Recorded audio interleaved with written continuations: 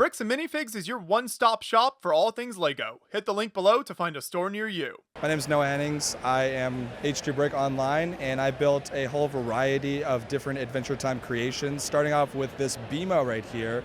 If you know, Bimo is one of the main characters in the show. He's a fun, lovable robot character, and sometimes he gets up to mischief, and in this case, he decided, I'm going to plant myself in a flower box here, and that's why it's called Bimo's Flower Box.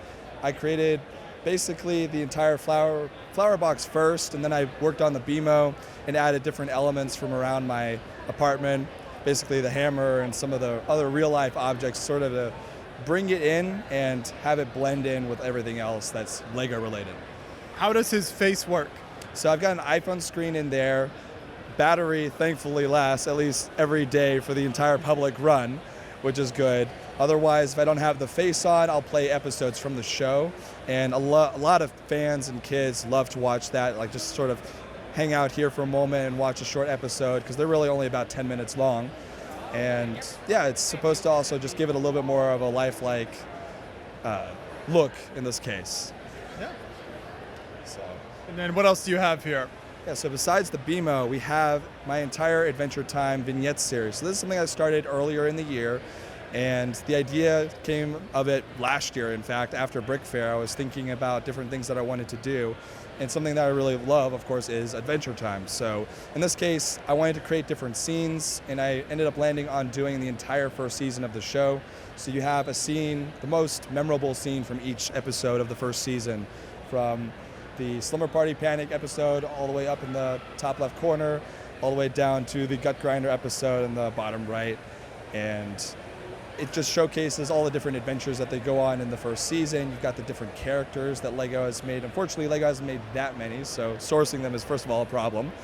But also, it gives me a challenge to be able to think of, okay, how can I come up with the characters in a creative way and also differentiate it from just doing minifigures. So you'll see different scaled figures or characters within the whole layout, and all variety of parts usage as well. There's a lot of colors. Adventure Time is a very bright and colorful cartoon show, so there's a lot of action, a lot of color, a lot to see throughout the episodes. Yeah.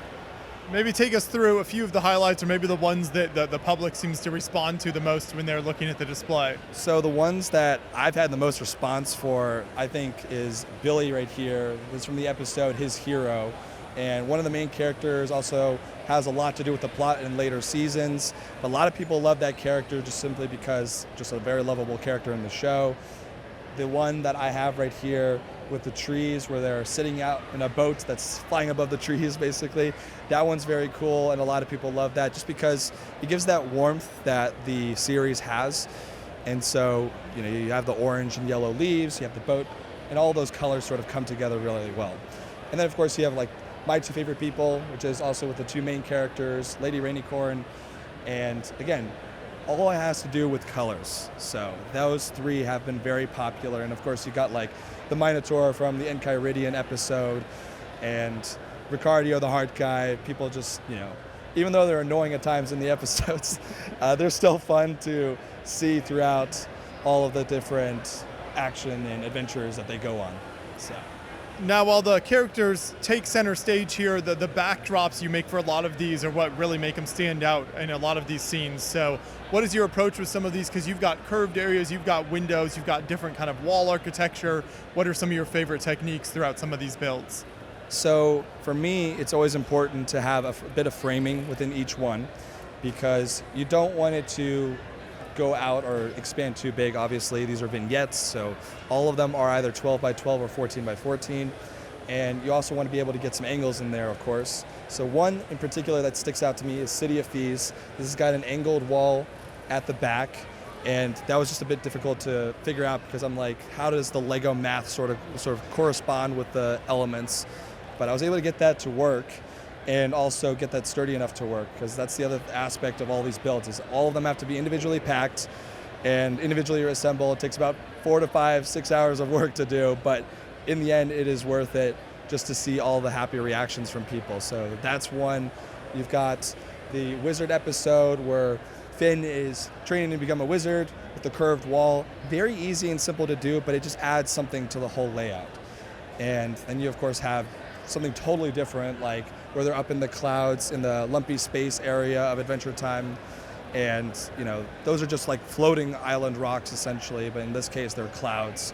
And yeah, it also gives it nice dimension because you have a little bit of blue at the bottom, you have the different islands, and then you have another one in the back. So giving it levels and dimension is also something perfect for capturing a vignette, something at that scale and size. So another couple great examples of rock work are these two scenes next to each other. I especially like this one on the right here. You've got the little kind of like conquistador-looking skeleton figure there. What was your approach with some of those elements? Because there's a lot of crazy angles. Yeah, so again, vignette, you have a smaller space, you need to pack as much detail in there as you can. And with that one, it was just sort of random. It was about, okay, how can I make it cartoony, but at the same time nice and smooth? Because as you can see within the build, there's almost no studs to be seen anywhere. So it's very nice and smooth. But also you can see the sharp angles of the rocks, so you can sort of sense the danger, I guess, that Finn is in when he's down there in the dungeon. But yeah, adding certain elements like the conquistador helmet with the cool like dragon feather piece is really nice. Just a bit of nostalgia for the older Lego themes and elements, the coins that are sort of laying around, Finn going into the dungeon, and that just captures that moment really well, I think, from the episode. So you mentioned, I think these are all from the first season. Do you have plans to expand on this in the future? So I've given this a lot of thought because a lot of people want that to continue. I think that season 2 might be in the books. I need a little bit of time because these are also still a little bit on tour for me. But I am in the works of just thinking about what episodes, or rather what scenes from the episodes I would want to capture from season 2. And then who knows, we'll see if they continue to go forward. It's a lot of work, but it ends up being worth it to see all the happy reactions. And a lot of people also have just loved seeing the layout, of course, with how they're set up. All of this is built on like a Duplo base, and it's all made of Lego except for the styrofoam boards. So, I like to keep it as Lego-y as possible in this case. But yeah, I do have some ambition in the future to keep on going with the series. Yeah. Excellent work. Thank you. No problem.